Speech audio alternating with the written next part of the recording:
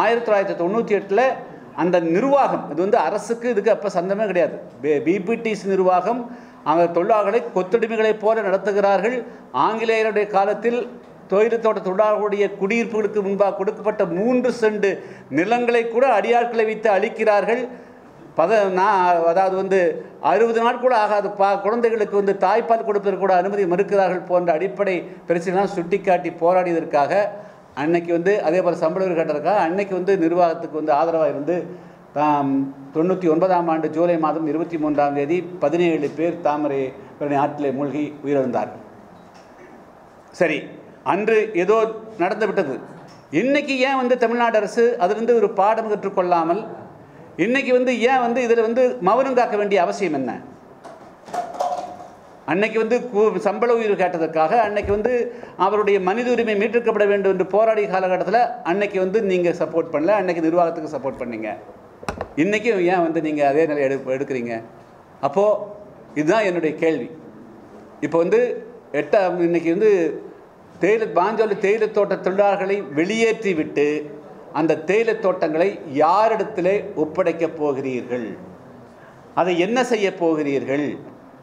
பல்லாயிரக்கணக்கான தொழிலாளர்கள் தங்களுடைய உயிரை மாய்த்து இரத்தத்தை சிந்தி வச்சுங்களேன் அட்டை கடியிலே வனவிலங்குகளுக்கு பலியாகி உயிரிழந்து உருவாக்கப்பட்ட தேயிலை தோட்டங்களை அப்படியே நிர்மூலம் செய்ய போகிறீர்களா? அழிக்க போகிறீங்களா?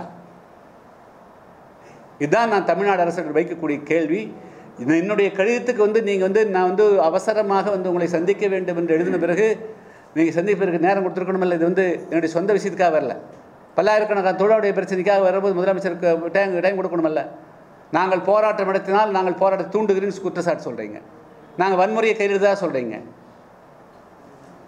அதனால் தமிழ்நாடு அரசு அவனுடைய நடவடிக்கை மிகவும் சந்தேகத்துக்குரிய வகையில் இருக்குது. இந்த தேயிலை தோட்ட தொழிலாளர்களை இப்படி கட்டாயப்படுத்தி வற்புறுத்தி கையெழுத்து வாங்கி வெளியேற்றிட்டு அடுத்த நாள் இந்த தேயிலை தோட்டமுடைய கதி என்ன, யார் இடத்துல கொடுக்க போறீங்க? அதுக்கு எங்களுக்கு பதில் வேணும். உச்சநீதிமன்றத்தின் வழிகாட்டல வந்து அந்த தேயிலை தோட்டம் வந்து ரிசர்வ் ஃபாரஸ்டா மாற்றுவதற்கான அறிவுரை கொடுத்திருக்காங்க. அப்ப அதை அழிச்சிட்டு இன்னும் ரிசர்வ் ஃபாரஸ்ட் அமைக்கணும், அதுதான் சூழலாளருடைய கருத்துன்னு சொல்றாங்க. இல்ல, அதாவது எந்த உச்சநீதிமன்றத்திலும் இருக்கிற தேயிலை தோட்டங்களை அழிக்க வேண்டும் என்ற உத்தரவு கிடையாது. ஏற்கனவே காடுகளுக்குள் தான் தேயிலை இருக்குது. இது வேறு அது வேறு இல்லை. தேயிலையே ஒரு மரம் தானே, தேயிலையே ஒரு மரம் தானே, தேயிலை ஒரு மரம், அந்த மரம் தான் இருக்கிறது. அதை நீங்கள் எப்படி அழிக்க முடியும்? எந்த எந்த சுப்ரீம் கோர்ட்டும் வந்து அதை சொல்லாது. அதனால் வந்து அதை தவறாக புரிந்து கொண்டு தவறாக வந்து பண்ணுறாங்க. இதுக்குள்ளே வேறு ஏதோ உள்நோக்கம் இருக்கிறது. இல்லை யாருக்காவது தனிப்பட்ட முறையில் இருக்கிற முதலாளிகளுக்கோ அல்லது வேறு ஏதாவது இதை தவறாக பயன்படுத்துவதற்கு உள்நோக்கம் இருப்பதாகவே நான் கருத வேண்டியிருக்குது. சார், நீங்க தொடர்ந்து சொல்லிட்டே இருக்கீங்க உள்நோக்கம் இருக்கு அப்படின்னு சொல்லிட்டு கோயம்புத்தூர் பேட்டியிலே இதே சொல்லியிருந்தீங்க. இப்போ ஏற்கனவே உச்சநீதிமன்ற தீர்ப்பே இப்படி இருக்கும்போது வேற யாருக்கு இதை கொடுக்க முடியும்? காப்பு காடை அறிவிச்ச இடத்துல இல்லை, காப்பு காடுன்னா என்னங்க? காடு தாங்க, காப்பு காடு காடு ரெண்டு ஒன்று தான். ரிசர்வ் ஃபாரஸ்ட்னா ஃபாரஸ்ட் தான். அது இப்பொழுதும் அது ஃபாரஸ்டாக தான் இருக்குது. இன்னும் சொல்லப்போனால் அந்த காடுகள் முறையாக பாதுகாக்கப்பட வேண்டும் என்று சொன்னால் அங்கே தொழிலாளர்கள் குடியிருந்தால்தான் அந்த பாதுகாப்பாக இருக்கும். தொழிலாளர்கள் குடியிருக்கப்படுகின்ற பொழுது எந்த மரமும் வெட்டுவதற்கு தொழிலாளர்கள் அனுமதிப்பதில்லை, அங்கே தவறு நடப்பதற்கு அனுமதிப்பில்லை. அந்த தொழிலாளர்களே அந்த வனங்களுக்கு பாதுகாப்பாக இருக்கிறார்கள்.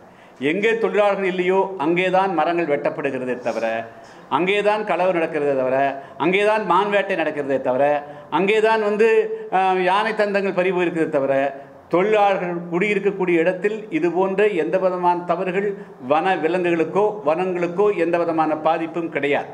இப்பொழுதும் அது பல்லாயிரக்கணக்கான ஏக்கர் இருக்கக்கூடிய இடத்துல உள்ளதாக இருக்குது. அது தனியாக கிடையாது. உள்ள மரங்கள் வச்சுக்கிறாங்க, வெளியே வந்து வரப்பில் மரம் வச்சுக்கிறாங்க, காடுகளுக்குள்ள மரங்களுக்குள்ளே தான் தேயிலை இருக்குது. தேயிலையே ஒரு மரம் தான், அதை அழித்து இன்னொரு மரம் உருவாக்க முடியாது. அதுவே மரம் தான்.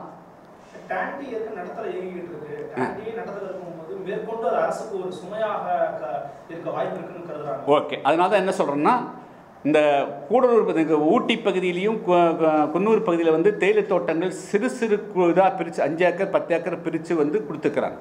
அதே போல் இந்த மாஞ்சோலையை வந்து 8373 ஏக்கரை பல தலைமுறைகளாக யாரெல்லாம் அந்த தேயிலை தோட்டங்களில் பணிபுரிந்தார்களோ அவருடைய குடும்பங்களுக்கு 5 ஏக்கர் 10 ஏக்கர் அவங்களே பண்ணினா கூட அவருடைய படித்த பிள்ளைகளுக்கு அதை பிரித்து கொடுத்து அதை லாபகரமாக நடத்தலாம். நீங்கள் 99 வருஷம் குத்தகை கொடுக்க வேண்டாம், 33 வருஷம் குத்தகை கொடுத்தோன்னா அது ரொம்ப லாபகரமாக பண்ணி கொடுப்பாங்க.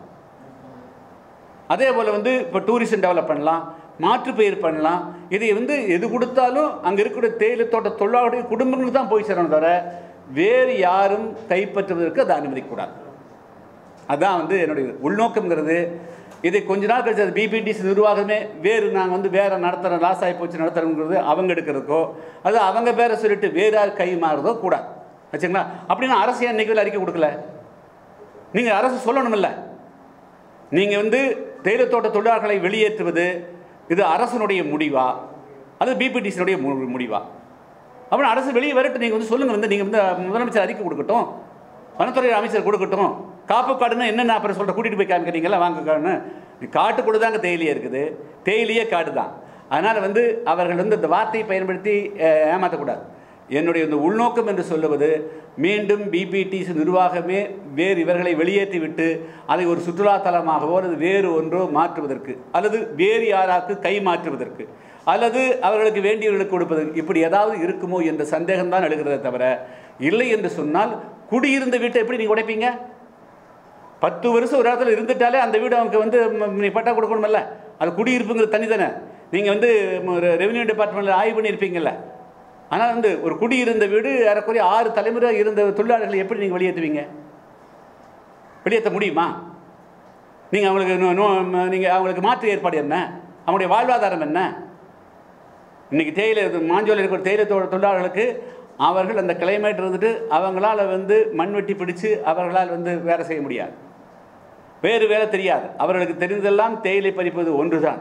எனவே அதுதான் இருக்கணும். சப்போஸ் படித்து வந்துட்டாங்க அப்படின்னு சொன்னால் அவங்களுடைய குழந்தைகளுக்கு நீங்கள் அங்கேயே ட்ரெயின் பண்ணி 5 ஏக்கர் கொடுக்கணும், 10 ஏக்கர் கொடுங்க, காய்கறிகள் விளைவிக்கலாம், பழங்கள் விளைவிக்கலாம், வேறு சுற்றுலாத்தலங்களுக்கு ரிசார்ட் கட்டி கொடுக்கலாம். இதையெல்லாம் தொழிலாளர் என்கரேஜ் பண்ணுங்கள். அரசு வந்து இது வந்து வெளிப்படைத்தன்மையோடு சொல்லணும். அரசனுடைய மௌனம் தான் சந்தேகத்தை கிளப்புது, அவ்வளோதான் சொல்ல முடியும். அரசு நீங்கள் வந்து பிபிடிசி நிர்வாகத்தை தூண்டிவிட்டு அல்லது பிபிடிசி நிர்வாகம் செய்வதற்கு துணையாக இருப்பது எங்களை வந்து இந்த கேள்வி கேட்க வைக்கிறதை தவிர சாதாரணமாக இல்லை. அரசு சொன்னால் அதுக்கு தகுந்த அடுத்து விளக்கம் வரும்.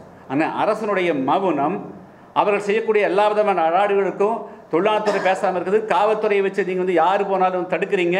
இதெல்லாம் என்ன பொருள்? எதுக்காக நீங்கள் தடுக்கிறீங்க? என்ன பாருங்க எப்படிங்க குளிக்க போகிறவங்க நீங்கள் தடுங்க.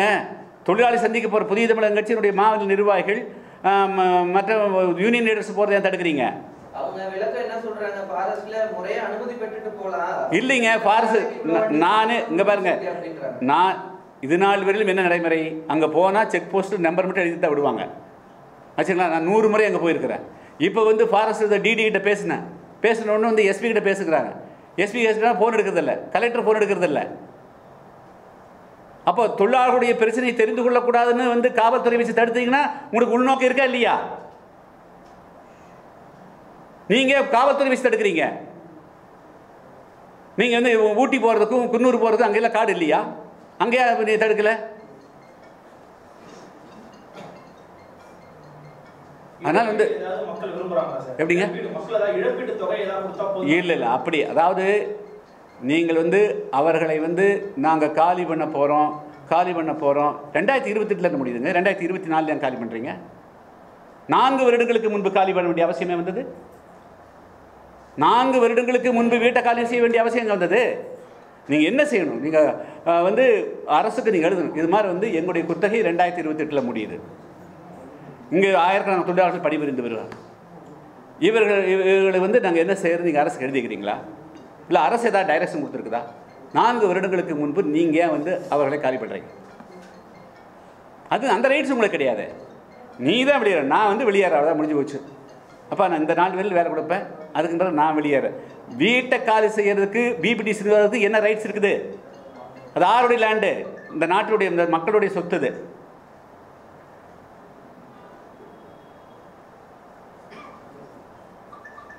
ஆனால் உள்நோக்கம் என்பது வேறு அல்ல. நீங்கள் வந்து காவல்துறையை வச்சு நீங்கள் தடுக்கிறீங்க. அதுதான் நாங்கள் கேளுங்க. போனால் போலீஸ்கார் 2 பேர் உள்ளே அனுப்பிச்சி விட்றாங்க. தொழிலாளருடைய எப்படி பிரச்சனை வந்து கேட்டு தெரிஞ்சுக்கிறது எப்படி?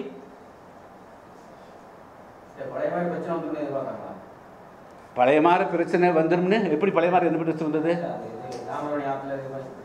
இது நடக்கிறது மலையிலே இல்லை. பழைய பிரச்சனை அவங்க தானே பண்ணாங்க.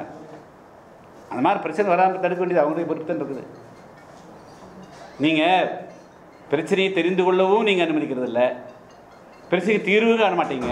அப்போ நான் கேட்குற கேள்வி சரியாக இருக்குதா இல்லையா? நான் அந்த இடத்துக்கு போய் அந்த தொழிலாளர்களுடைய பிரச்சனை என்னென்னு தெரிஞ்சுக்கணுமா இல்லையா? தெரிஞ்சுக்கணுமா இல்லையா சொல்லுங்கள். இல்லைங்க, நான் பிரச்சனை தெரியாமல் எப்படிங்க sir how you can submit to the court? தேயிலை தோட்ட தொழிலாளருடைய இன்றைய நிலவரம் என்ன, அவன் நோட்டீஸ் என்ன கொடுத்தா, இவங்களுடைய பிரச்சனை என்னன்னு தெரியாமல் நான் எப்படி வந்து கோர்ட்டுக்கு போகிறது? கோர்ட்டு ஆதாரம் இல்லாமல் போய் கோர்ட்டு ஏற்றுக்குமா? என்னுடைய கேள்வி, காவல்துறையை வச்சு நீ ஏன் தடுக்கிற? வனத்துறை வச்சு நீ ஏன்? வனத்துறை உள்ளே போகிறதுக்கு வந்து நீங்கள் அவங்க குடியிருப்பு தான் நாங்கள் போகிறோம், வேறு எங்கே போகிறோம்? நீங்கள் வேணால் போகிற போது வந்து அது வெஹிக்கிள் செக்அப் பண்ணிக்கலாம், வர்ற போது வந்து வேறு ஏதாவது வந்து பொருள் கொண்டு போயிட்டு எடுத்து வராங்கன்னு செக்அப் பண்ணாது. அதுதான் உங்களோட ரைட்ஸ். மற்றபடி மக்களை சந்திப்பதற்கும் தொழிலாளர் சந்திப்பதற்கும் தடை உண்டா? ஆமாம், நான் கேட்குற கேள்வி ஏன் தடுத்தீங்க தான் கேள்வி.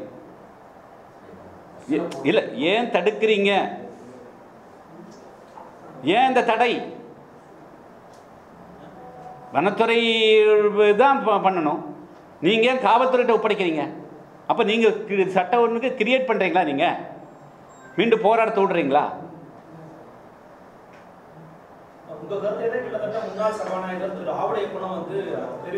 அது கிடையாது. அப்பா ஆவடையப்பன் கிடையாதுங்க. இன்றைய சபாநாயகர் அப்பா அவர்கள் 1999 அந்த சம்பவம் நடந்தபோது நாங்கள் 2 பேரும் ஒரே ஜீப்பில் பக்கத்தில் நின்றுருந்தவங்க. அவருக்கு அந்த கஷ்டங்கள் எல்லாமே தெரியும். அவரே சொல்லிக்கிறாரு, அவர் எல்லாம் சொல்லிக்கிறார், அவரே சொல்கிறாரு. அவருக்கு தெரியாமல் நான் கேட்குற கேள்வி, ஏன் தொழிலாளர்களை சந்திப்பதற்கு வந்து காவல்துறை தடையாக இருக்குது? கூட்டிகிட்டு போய் தெரிஞ்சுக்கணும்னு சொல்லணுமா, தடையாக இருக்கணுமா?